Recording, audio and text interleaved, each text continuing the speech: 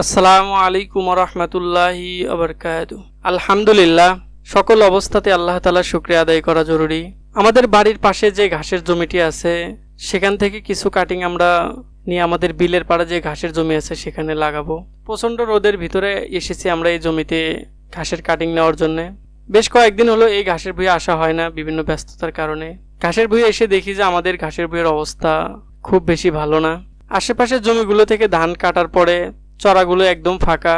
এই সুযোগে সকলে এখানে গরু ছাগল এগুলো ছেড়ে দিয়ে রাখে। সেই গরু ছাগল এসে আমাদের এই ঘাসগুলো একদম নষ্ট করে ফেলছে। আমাদের এই কানির দিকে যতগুলো ঘাস আছে প্রত্যেকটা ঘাস একদম আগা খেয়ে শেষ করে ফেলছে। আসলে মানুষের বিবেক বুদ্ধি কবে হবে আল্লাহ ভালো জানে। নাকি তারা ইচ্ছে করে অন্যের ক্ষতি করে, নিজের লাভের আশায় অন্যের ক্ষতি করে, তারা কি পায়। আমরা এখানে যে ঘাসগুলো লাগাইছি অবশ্যই গরু ছাগলকে খাওয়ানোর জন্য লাগাইছি। অন্য অন্য ফসল চাষ করতে যেরকম কষ্ট হয়, যারা সঠিকভাবে ঘাস চাষ করে তাদেরও সেম কষ্ট হয়। এখানে পানি দিতে হয়, সার দিতে হয়, যত্ন নিতে হয়, মাঝে মাঝে নিড়ানি দিতে হয়। এত কষ্ট করে ফসল ফলানোর পরে যদি গরু ছাগল সেগুলো নষ্ট করে ফেলে তখন আসলে প্রচুর কষ্ট লাগে। প্রচণ্ড রোদের ভিতরে আমরা এই জমিতে এসেছি।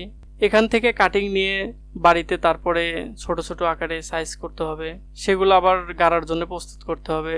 এজন্য দুপুর দিকে আমরা ঘাসের কাটিং নেওয়ার জন্য এসেছি। যে পরিমাণ রোদ আর গরম, নিঃশ্বাস নেওয়াই যেন কঠিন হয়ে যায়।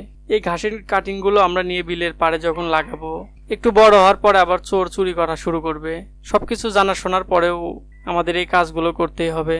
আমাদের বাড়ির সাইডে কিছু কলা গাছ লাগাইছিলাম, সেখানে একটি কলার কান বাড়তি হয়ে গেছে, অল্প 2-1 দিনের ভিতরেই পেকে যাবে। আমরা সেটি গাছ থেকে পেরে নিচ্ছি। কিছু কিছু ফল আছে যে ফলগুলোতে সর্বোচ্চ মেডিসিন ব্যবহার করা হয়, যেমন কলা, আম, আরো অনেক ফল আছে। কিন্তু কলা আমের ভিতরে সবচেয়ে বেশি মেডিসিন দেয় তারা, যেন দ্রুত পাকে। তো সেই হিসাবে নিজের বাগানের ফল খেতে কোনো ভয় থাকে না। সকলেরই বাড়ির আশেপাশে অনেক জায়গা পড়ে থাকে, প্রচুর পরিমাণে আগাছা হয়ে থাকে, সেখানে 2-1টি করে কলা গাছ বাড়ির বাচ্চারা ফ্রেশ ফল খেতে পারে। যাদের বাড়ির আঙ্গিনায় অল্প একটু জায়গা আছে অবশ্যই তারা সেখানে ফল গাছ লাগাবেন, বাচ্চাদের ফ্রেশ খাবার দেওয়ার চেষ্টা করবেন। যাই হোক, সবাই আমাদের জন্য দোয়া করবেন, আমাদের খামারের জন্য সবাই দোয়া করবেন। আল্লাহ তাআলা যেন আমাদের খামারের মধ্যে বরকত দান করেন। হাসবুনাল্লাহু ওয়া নি'মাল ওয়াকিল। বান্দার জন্য আল্লাহ তাআলা যথেষ্ট।